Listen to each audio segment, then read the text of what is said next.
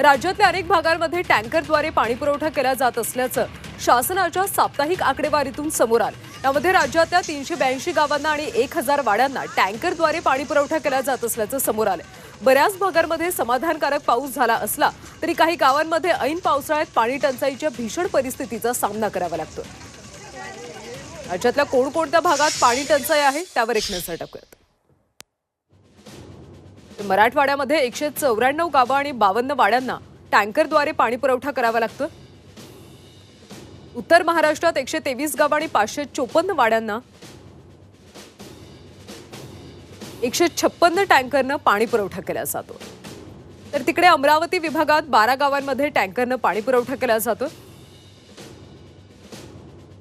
पुणे विभागात 53 गावं आणि 408 वाड्यांना सुद्धा टँकरनं पाणी पुरवठा होतो।